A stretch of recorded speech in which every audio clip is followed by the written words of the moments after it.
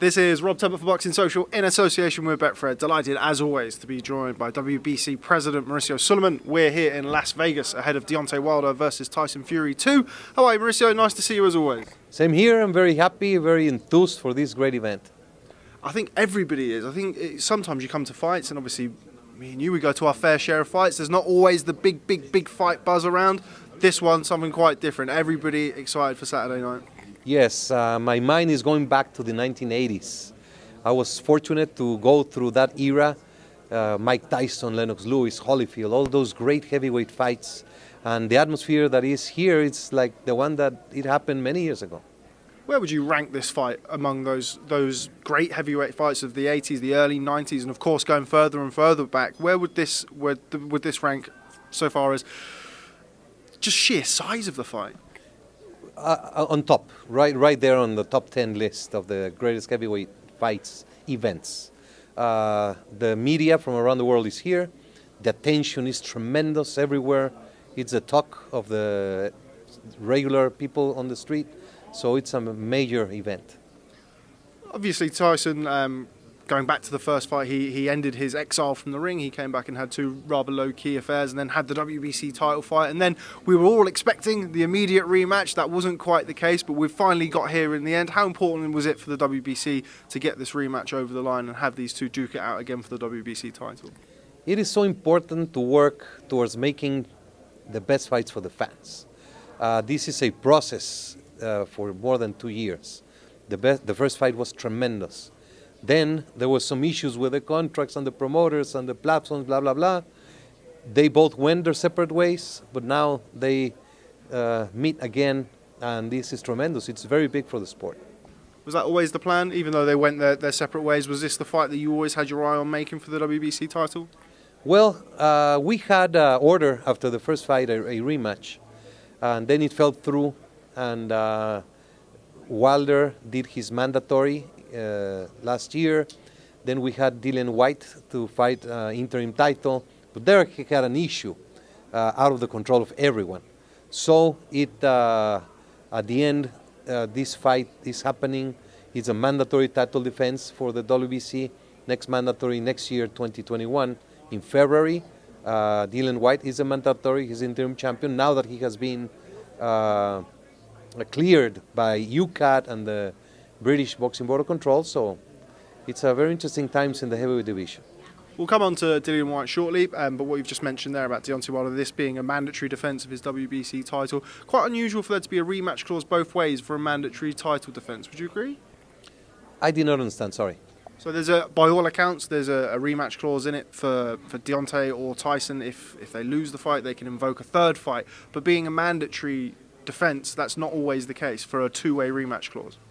No, it's unusual, but everything is unusual in this modern world. Now it's a different world.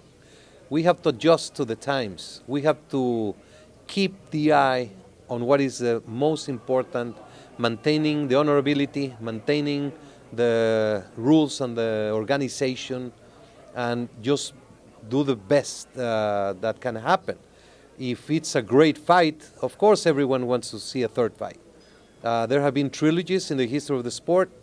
It is not very common to see the back-to-back rematch, but we will see. I just concentrating. I don't want to anticipate or speculate.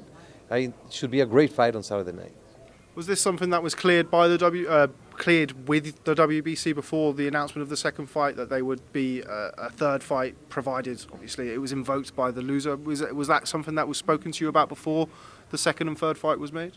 No, the contracts are a stigma.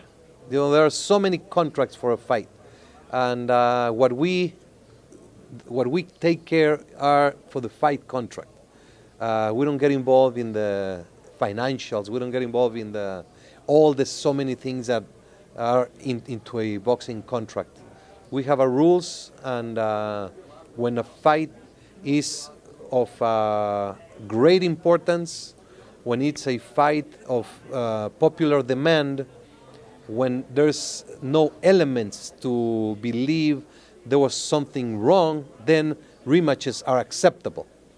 The rematch clause, the immediate rematch clause, was addressed 40 years ago because of the old concern that a fighter would lose a fight and then would get the immediate rematch and make a business.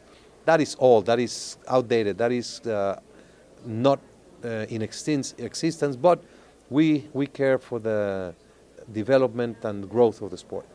As we mentioned at the start of the interview, after the first fight, both men went their separate ways. We had Deontay Wilder defend his against a mandatory challenger in Dominic Breazeale, and then the rematch against Luis Ortiz, whereas Tyson Fury went away, boxed Tom Schwartz and Otto Wallin.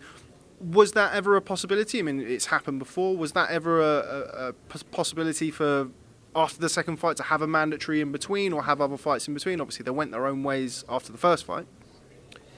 I mean, everything is possible. The timing, the boxing is a sport that has no times. It's not a league that you know that it's a season. You know, from this day to this day, there's going to be X Games and then the finals and then blah, blah, blah. Boxing depends on the availability of television, of sites, most importantly, of the health of the fighter.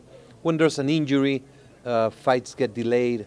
So it's very difficult and complicated to administrate in one blanket everything the same way. Each category, each champion, each division is different.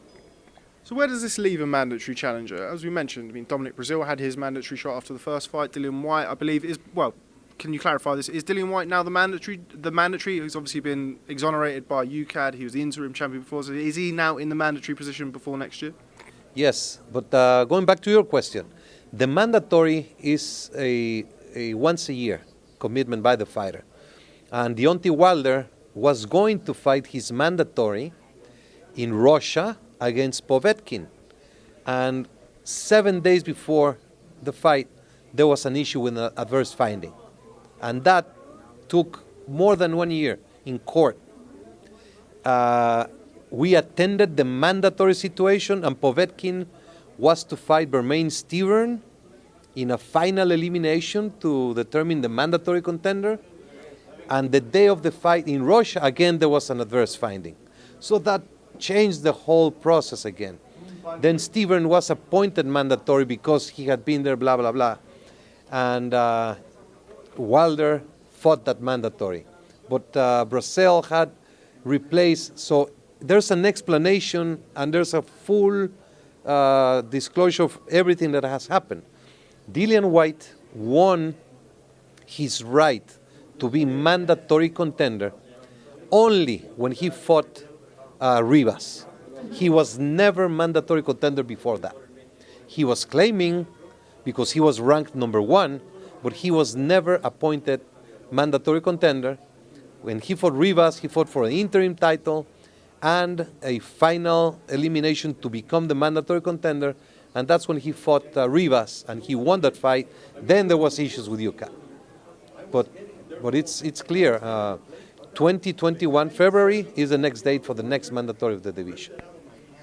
Can you understand Dillian Whyte's frustrations? I mean, you've mentioned the fact that he was number 1 for an extended period of time, then became mandatory challenger. He's now been exonerated by UCAD, and it looks like he's going to, what you've said, he's going to have to wait another year for his shot at the world title. Can you understand his frustrations? Can you sympathise with him? Absolutely, and I've talked to him. I met with him in London, in Mexico.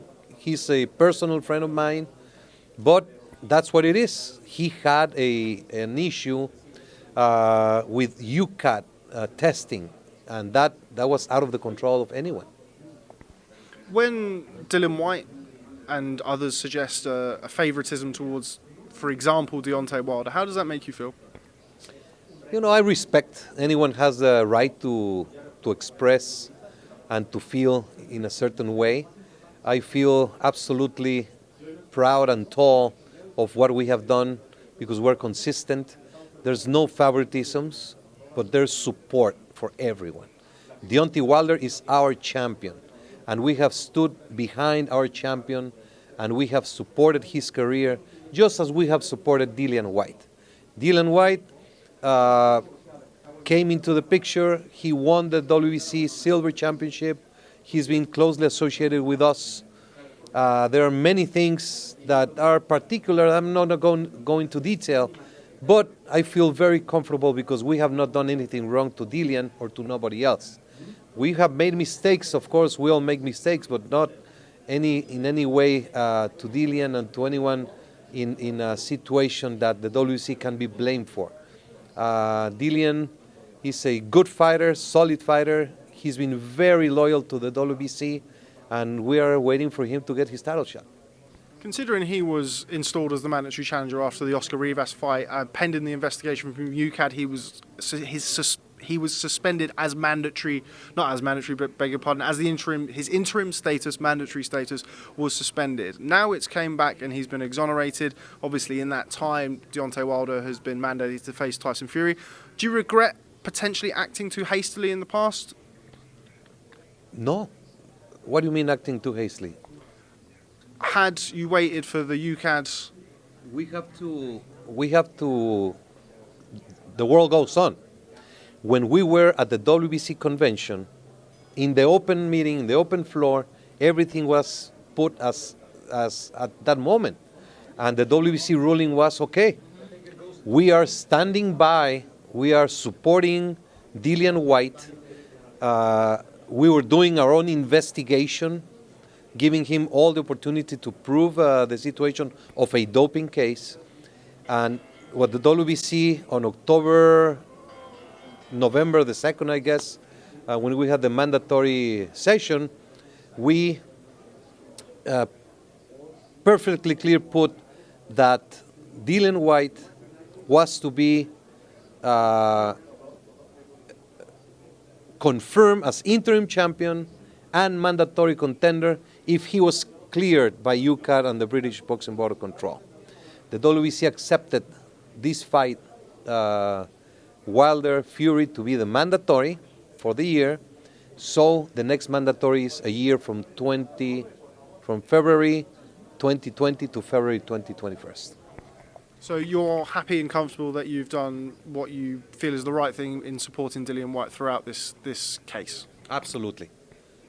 Consistent and comfortable, and I mean we have proven with facts and everything is consistent, and I'm happy. I'm hoping he gets his fight in the ring in the near future. He's a good friend of mine.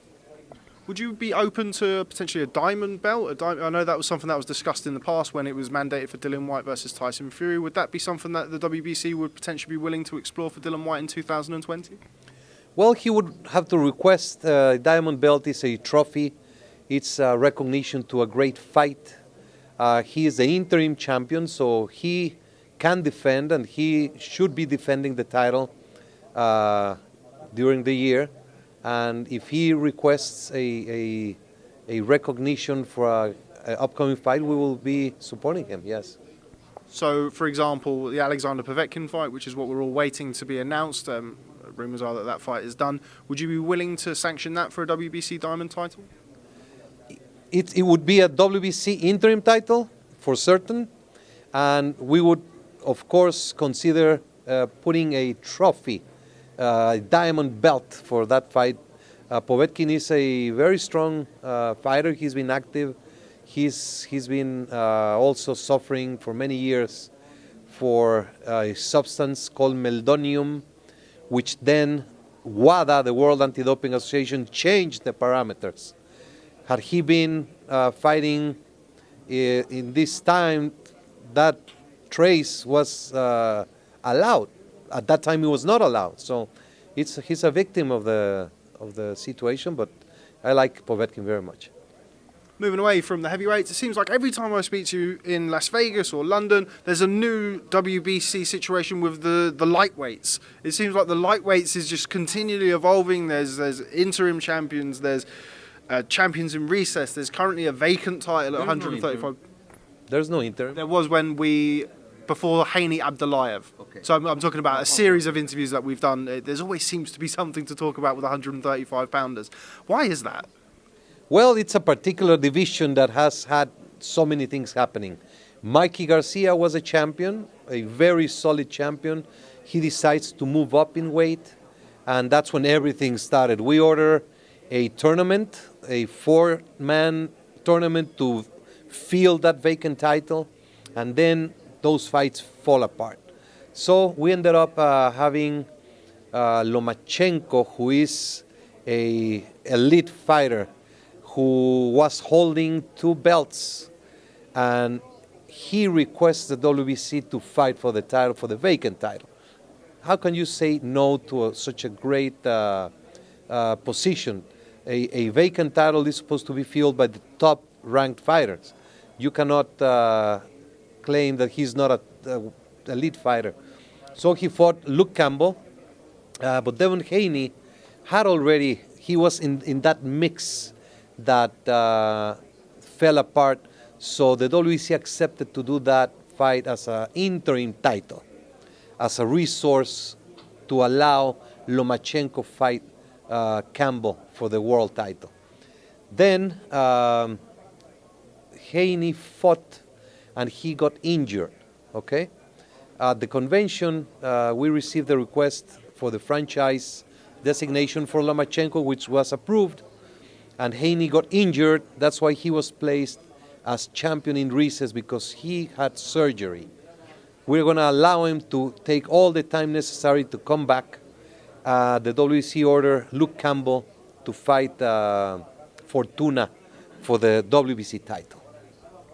Following, Clear, it's kind of clear. Tell me what's your doubt so I can... No, I think What is wrong I with understand, that but how we got to that point. For example, we've spoken about this in the past, but for this situation in particular, with Haney being out, I know he's a champion in recess, why not make Campbell versus Fortuna for an interim title rather than for a full title? Because when you're in recess, interim is more confusing.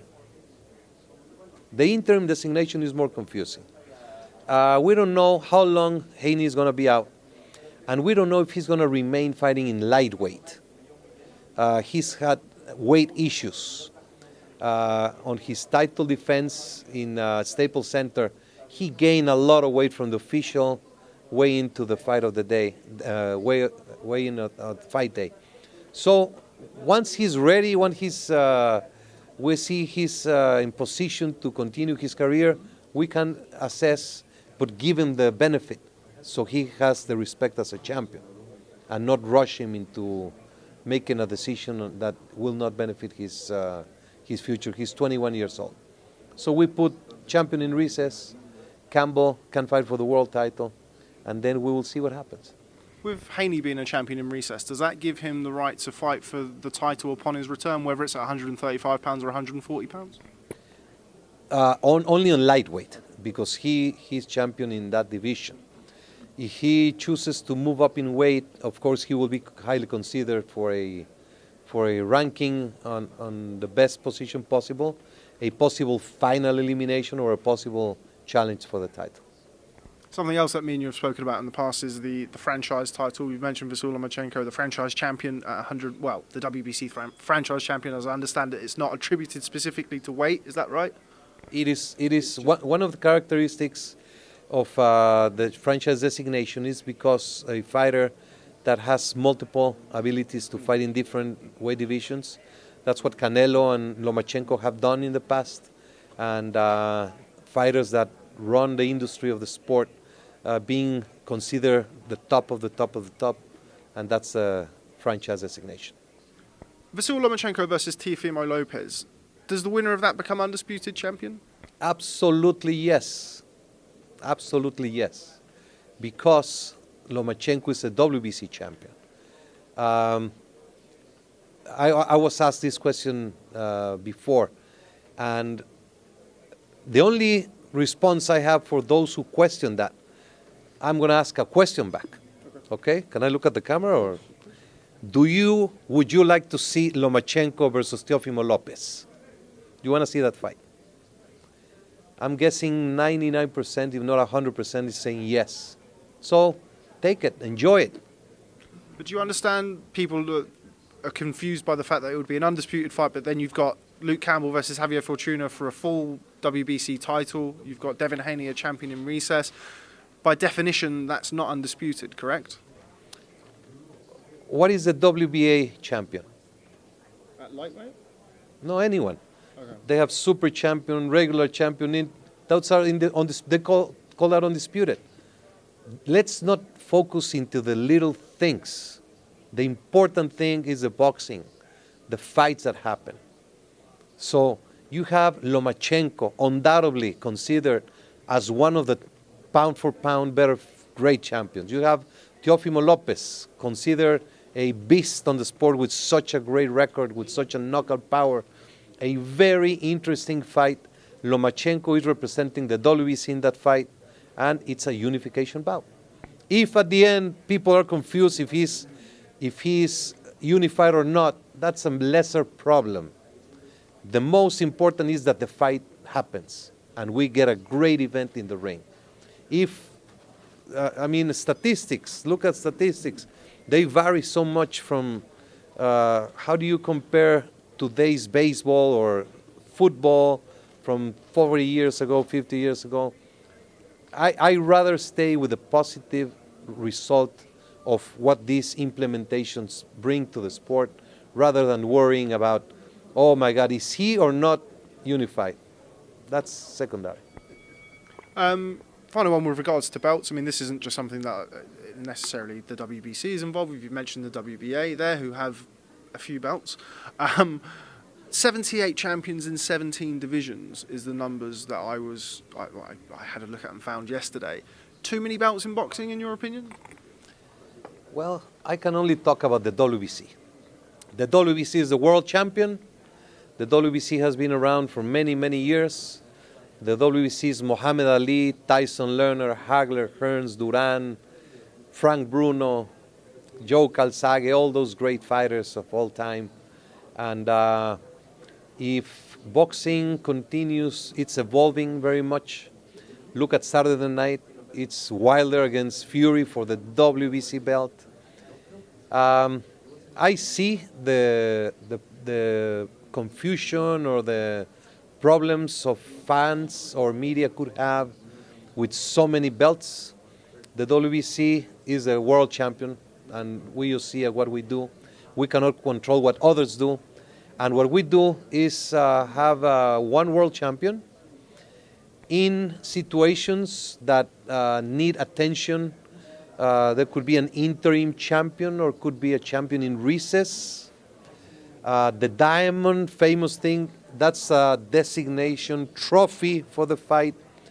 The World Boxing Super Series got the diamond in a way for fighters to bring a little excitement, different things. And the franchise is a designation. It's a very few that will be franchise. And whatever money comes out of a franchise fight is 100% donated and dedicated for the Safe Boxing Task Force, for the Clean Boxing Program, and for the Weight Management Program. So I feel very good about it. I feel good to see many fights around the world. If fans can see and look, they will know who the world champion is.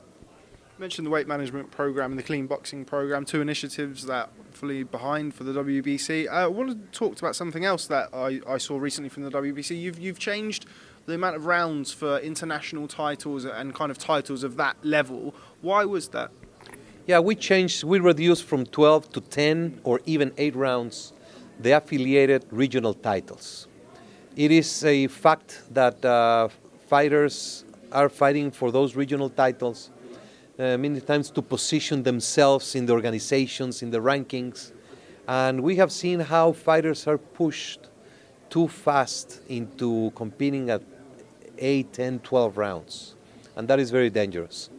Let's say you run a marathon, 42K, and in order to run a marathon that is comparable to fight for a championship, you have to train yourself, run 5, then 10, 15, 20, and then eventually run the marathon.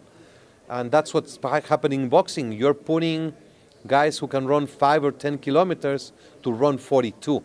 And that's very dangerous because boxing is not a game. It's a contact sport that you have to protect the fighters. So we want the fighters to continue their natural cycle from 4 rounders to 6 round to 8 round to 10 round.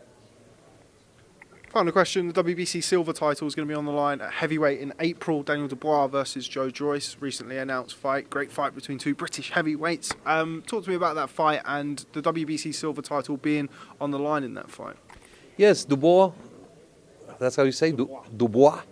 He won the WBC Silver Championship in his last outing, and he's going to be making a defense in April against Joyce. It's a tremendous fight, great interest, two heavyweight from British, from Britain, from the UK, and I'm excited for that fight. Will we see you over for that fight? I will try. The only issue is it's during the holiday, the Easter holiday, the Holy Week, and maybe my wife will not give me permission to go. I know the feeling. Mauricio, Sulaiman, always a pleasure catching up with you. Thanks very much for speaking to Boxing Social. Look forward to catching up with you soon. Thank you so much, and I appreciate and respect. I like direct questions.